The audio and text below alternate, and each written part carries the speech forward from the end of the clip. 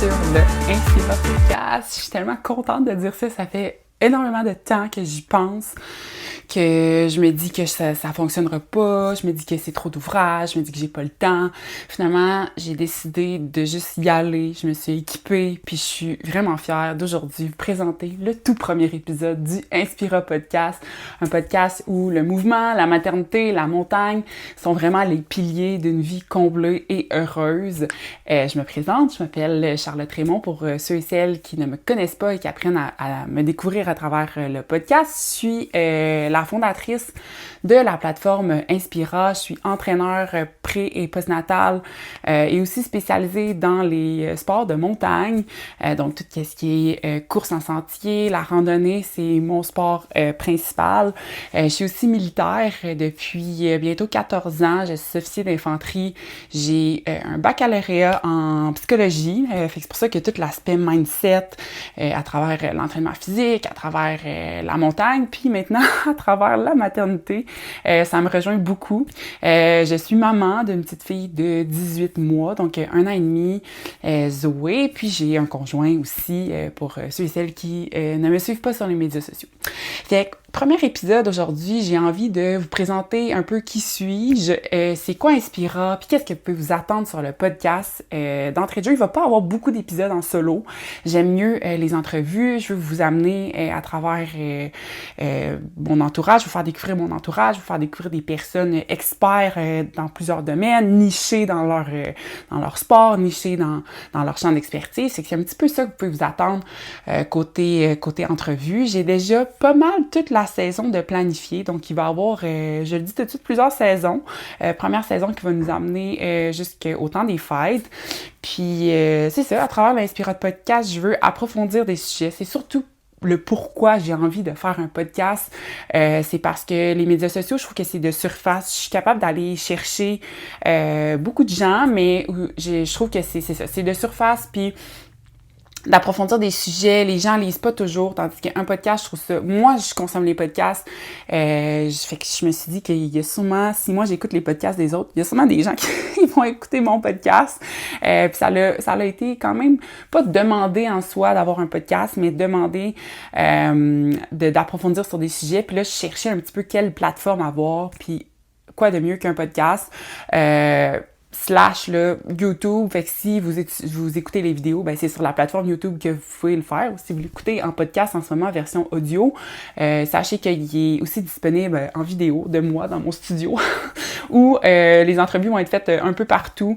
Fait que ça, je trouve le fun avec l'équipement que j'ai trouvé. C'est des micros portatifs, c'est un trépied, c'est très simple. Mais c'est ça aussi que je veux apporter à travers l'Inspira Podcast, c'est de la légèreté. De la légèreté pour l'auditeur et de la légèreté pour moi-même en tant que productrice, là, on va appeler ça comme ça, du podcast. Fait que bienvenue, je suis vraiment contente que vous soyez parmi nous. Je vais dire nous parce qu'il va y avoir des invités qui vont se joindre à moi dans les prochains épisodes. Vous risquez d'avoir des épisodes, en fait, c'est assuré que ça va être aux 2 semaines. Puis tout dépendamment, là, j'ai quand même un beau line-up qui s'en vient. Peut-être quelques mois, ça va être 3 podcasts. Mais je pense que 2 semaines, c'est réaliste pour moi avec mon temps, avec tous mes autres chapeaux. Fait que parlons un peu de mes autres chapeaux. Fait que comme j'ai mentionné d'entrée de jeu, je suis fondatrice d'une entreprise. Fait que j'ai une business. Je vends, en fait, vous pouvez vous procurer sur mon site web des e-books d'entraînement, des e-books, des guides de plein air. Fait que ça, c'est un peu mon volet entreprise, toute la gestion des médias sociaux. Je fais des conférences aussi, des formations en ligne, un podcast. J'ai une chaîne YouTube. Fait que ça, c'est mon volet, mettons, entrepreneurial. J'ai mon volet militaire, qui c'est en fait mon emploi à temps plein. Ça monopolise tout mon temps, je dirais, ou je vais dire 70% de mon temps. Puis j'ai aussi le chapeau maman, maman conjointe, là, on va dire le chapeau famille. Fait que ça comble pas mal tout le reste de mon temps.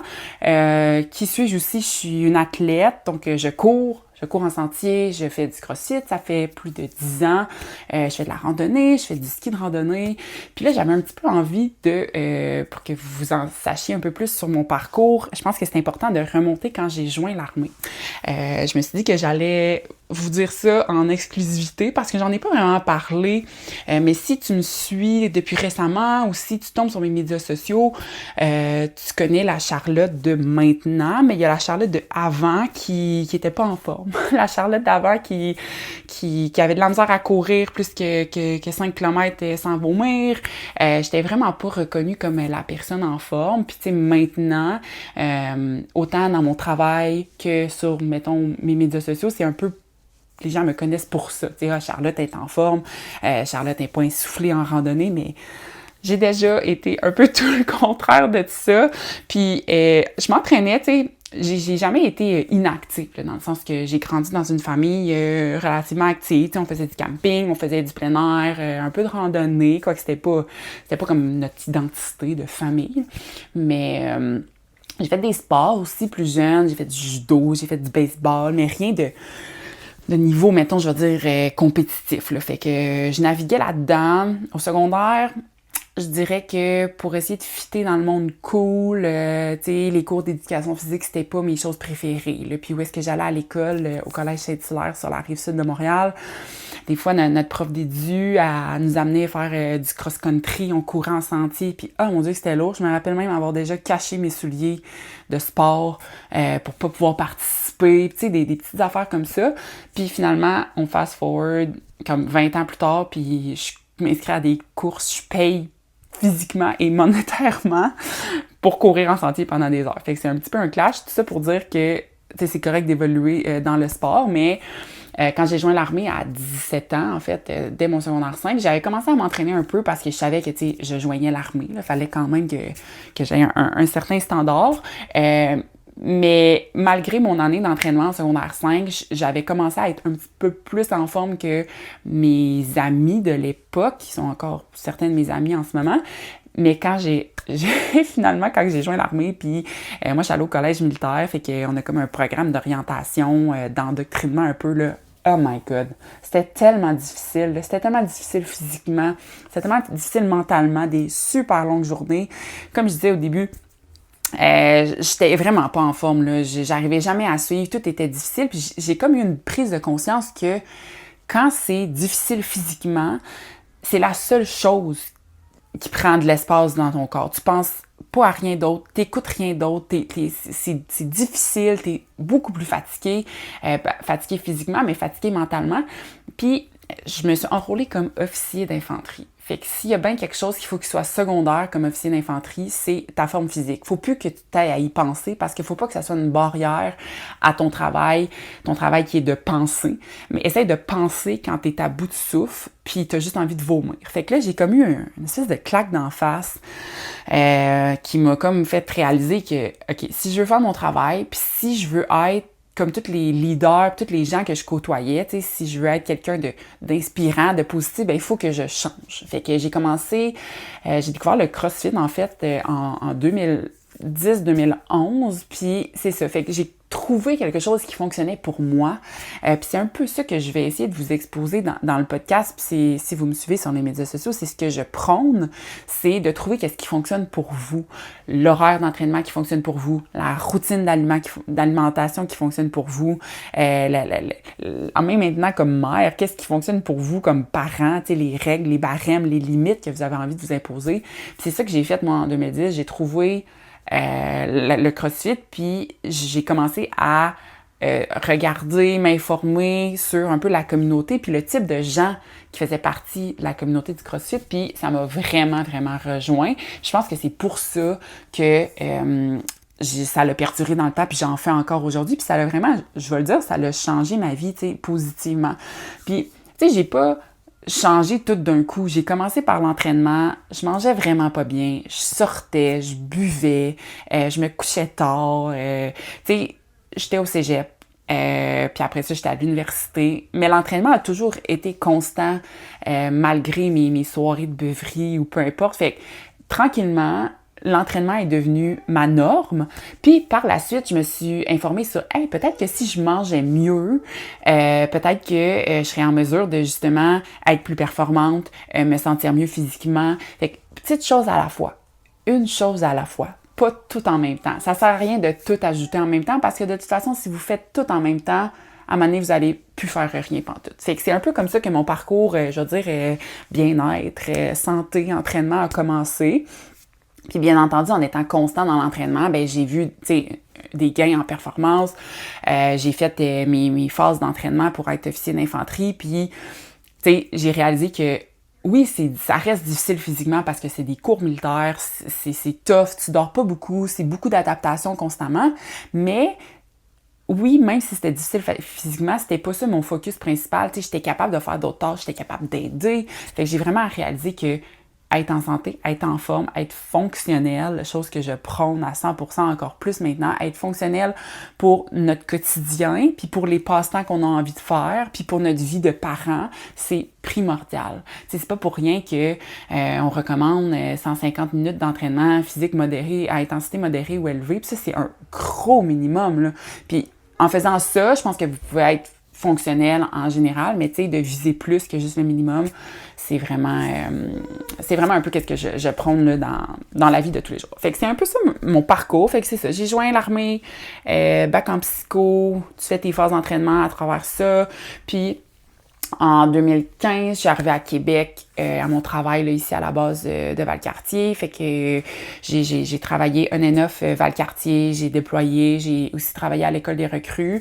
Puis à travers ça, il y a comme mon parcours entrepreneurial qui s'est développé, mon envie de vouloir aider, de vouloir inspirer, de vouloir peut-être juste aider à changer, j'allais dire changer la vie d'une personne, mais tu sais, je veux pas non plus que ça sonne hautain, mais juste inspirer quelqu'un à faire un petit changement à la fois. Puis c'est un peu ça, Inspira est venu. Tu sais, Inspira, ça vient de inspiration. Puis ça date de peut-être 2017. Au début, on avait parti une espèce de communauté. Ça sonne une secte, là, mais c'est pas ça du tout. Une espèce de communauté avec d'autres spécialistes de la santé. J'ai commencé, en fait, c'était une MLM. C'est comme ça que j'ai commencé. Puis je suis pas gênée de le dire.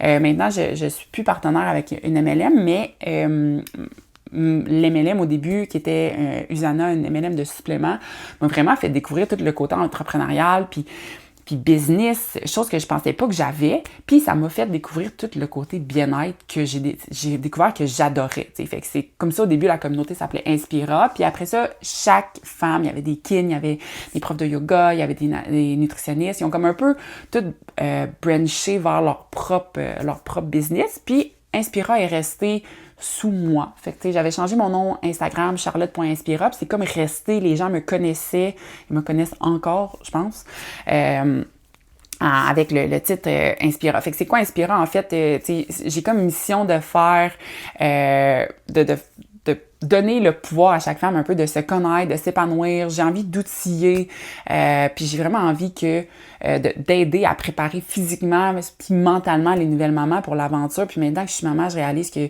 la vie d'athlète, la vie de hikers, la vie de coureuse, ça s'arrête pas quand on est maman, puis c'est ça que je veux vous démontrer avec le podcast, avec mes médias sociaux, que tout est possible, que c'est juste différent, c'est de l'adaptation, c'est de la gestion du chaos, puis c'est d'avoir des plans, d'avoir des outils, puis de s'entourer des bonnes personnes aussi.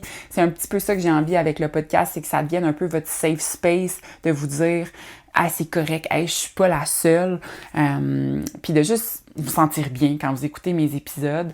Fait que vous pouvez vous attendre à des entrevues uniques, des personnes incroyables. Je veux vous faire connaître mon monde. C'est un peu ça que je veux, tu sais. Je côtoie ces gens-là parce qu'ils sont incroyables. Tu sais, notre temps est de plus en plus précieux quand on vieillit, je trouve, spécialement quand on est parent. Fait que les gens que vous côtoyez sont incroyables. Tu sais, si je fais de la place dans mon horaire pour mes amis, pour ma famille, c'est qu'ils ont des histoires, puis c'est un peu ça que je veux mettre en lumière avec le Inspira Podcast, c'est vous faire découvrir ma mère, ma meilleure amie, mon chum, quelqu'un que j'ai rencontré qui a une business, quelqu'un que je connais qui a fait un voyage incroyable en famille. Fait que c'est ça. Je veux que ça soit des entrevues uniques avec des personnes que vous retrouvez pas fréquemment sur les podcasts, parce que je trouve qu'il y a tellement de belles personnes, puis on voit souvent les mêmes personnes sur les podcasts, des personnes incroyables aussi, sauf que je pense que en vous faisant connaître les gens que moi je côtoie, si vous aimez qu'est-ce que je fais, puis vous êtes ici sur l'Inspira Podcast, je me doute que vous allez trouver mon entourage et les gens que j'invite incroyables. C'est une super aventure que je suis emballée de vous guider puis d'être votre hôte sur ce podcast-là. Je suis vraiment contente de dire que j'ai un podcast. Ça sonne bizarre, mais c'est ça, je trouve que c'est hot un podcast. Je trouve que c'est vraiment une façon de creuser sur des sujets, de rencontrer du monde, de découvrir du monde. Fait que si vous connaissez des gens qui aimeraient ça venir au podcast, si vous aimeriez ça venir au podcast, écrivez-moi. Toutes mes informations pour me suivre sur mes médias sociaux vont être dans la description de l'émission. Fait que je vais terminer cet court épisode solo d'introduction pour vous dire bienvenue officiellement sur le Inspira Podcast épisode 1. Puis on va se revoir à toutes les 2 semaines pour des émissions uniques que j'espère vous plaira. Sur ce, on se revoit sur les médias sociaux puis je vais vous souhaiter une très bonne journée.